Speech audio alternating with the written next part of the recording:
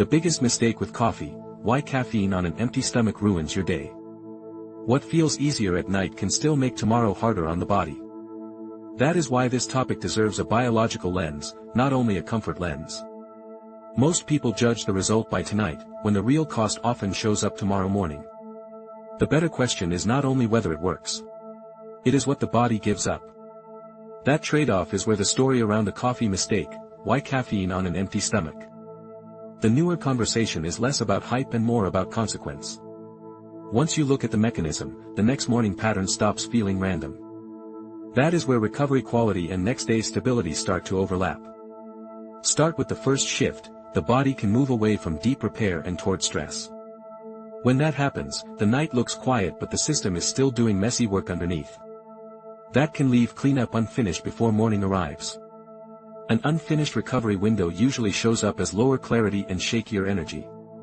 It can also change how hard it feels to regulate hunger the next day. That is why some people wake up flat, wired, or unusually hungry after a rough night. The body is not only tracking sleep length. It is tracking recovery quality. Those are not the same thing, and the coffee mistake: why caffeine on an empty stomach. Natural recovery is coordinated. Forced shutdown is much blunter. One state helps the system regulate. The other can leave regulation half-finished.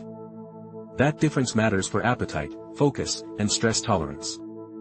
Researchers are increasingly watching markers people can actually feel in real life.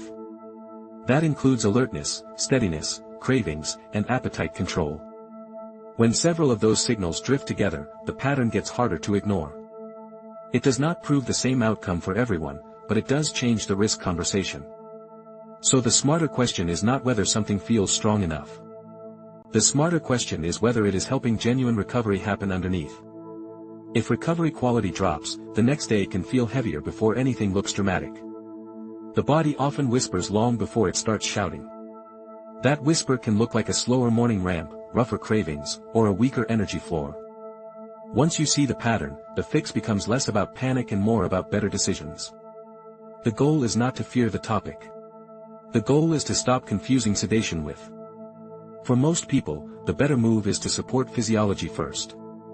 That usually means looking at routines, timing, stress load, and recovery behaviors before escalation.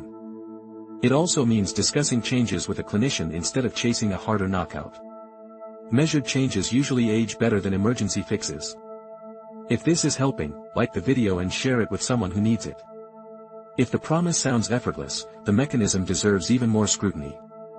That is especially true in health content, where the body always charges some kind of price. The more aggressive the shortcut, the more carefully the trade-off should be reviewed. This is why educational framing matters more than scare tactics. You do not need panic. You need a clearer map of what the body is doing. Once the mechanism is clearer, the next action becomes easier to choose.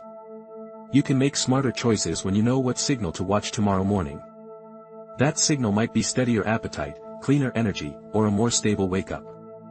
Those improvements usually come from supporting recovery quality, not only forcing sleep quantity. The body cares about what happens in the dark, not just the number on the clock. That is where long-term health quietly gets built or undercut. If the coffee mistake: why caffeine on an empty stomach ruins your day is part of. Small course corrections are usually easier than rebuilding from a deeper problem later. The good news is that awareness changes behavior faster than fear does. Once you know the pattern, you can stop normalizing signals that deserve attention. You can also stop calling every rough morning a motivation problem. Sometimes the issue is not discipline. It is recovery quality. That is why the right next step is usually measured, informed, and boring in the best. Boring physiology often beats dramatic hacks. If this changed how you think about the coffee mistake: why caffeine on an empty stomach? If you want more breakdowns like this, subscribe to The Stick Health. We turn complicated health topics into plain English decision support every week. Comment with the symptom, pattern, or recovery question you want unpacked next. Subscribe to The Stick Health for more evidence-led health science, and comment what we should unpack next.